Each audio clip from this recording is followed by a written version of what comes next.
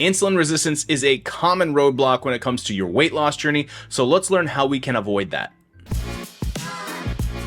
Welcome back, Weight Warriors. If you're someone who's on a fat loss journey like I am, or you're planning to start one, you're in the right place. I'm Mike. I'm a fat guy who's trying to not be fat anymore by making lifestyle changes. So we're talking about insulin resistance. First off, let's get into what exactly is insulin resistance. Well, it's a condition where your cells become less responsive to the effects of insulin, which lead to higher levels of insulin in your bloodstream. So how does this happen? Well, it can happen a few different ways. From what I saw in the research, a common one is sedentary lifestyle, poor diet choices. Genetics definitely play a role, and then obesity obviously can contribute to this really development of an insulin resistance. So insulin resistance, real bad. But before we dive even further into insulin resistance, let's really try to understand what is insulin. So insulin is a hormone that's produced by the pancreas that plays an important role in regulating blood sugar levels. When you eat, insulin helps transport glucose from the bloodstream, stored in the cells, where there it's either used for energy or it's going to be stored for later use. Now that sounds great, but how does this apply to your weight loss journey? More importantly, how can this potentially ruin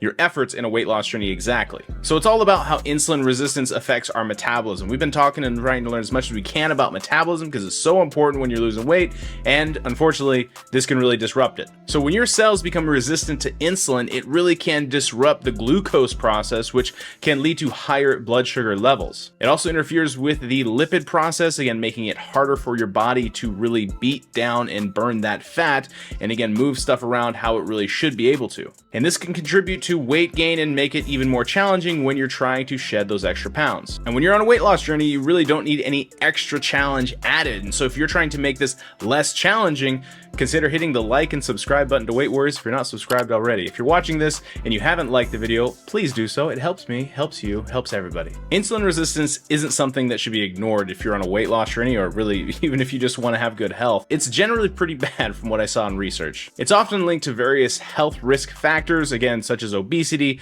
sedentary lifestyle, poor health. Certain medical conditions can help contribute to this as a problem. By say help, it's more hinder and contribute to this as an issue. Untreated and poorly managed insulin resistance can lead to more serious complications like type 2 diabetes and cardiovascular disease. But fear not, there are strategies to manage insulin resistance and improve your insulin sensitivity. It's all about making smarter choices and adopting a healthier lifestyle. You know, of course, that's kind of what we're all about here in this channel, trying to make these habits that are going to be for your life. So with that, start by focusing on a balanced, nutrient-dense diet.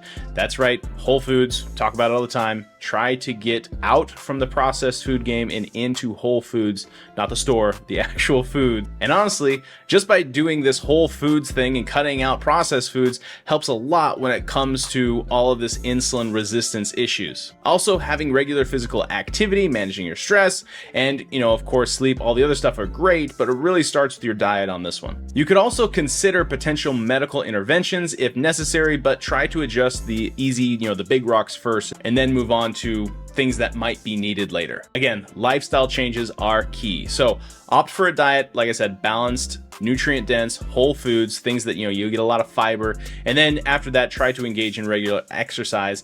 And again, that doesn't need to be cardio. You don't need to be running sprints. I'm talking about just going for maybe just a walk or some resistance training, mix of both, but just try to move a bit more after, again, take care of your nutrition, then take care of your activity. So after you took care of the first two, again, with the nutrition and the activity, then you can try to prioritize other things. Now I would consider these all secondary to those first two. And these are like, again, trying to improve your sleep, manage your stress, try to be more relaxed. Also, then there's the of course ones, which is like say no to smoking and don't drink excessive alcohol. Now I know it's overwhelming to look at all this stuff from just a, you know, what, 4-minute video or whatever this is, but it doesn't have to be an entire do-over when it comes to how you live your life.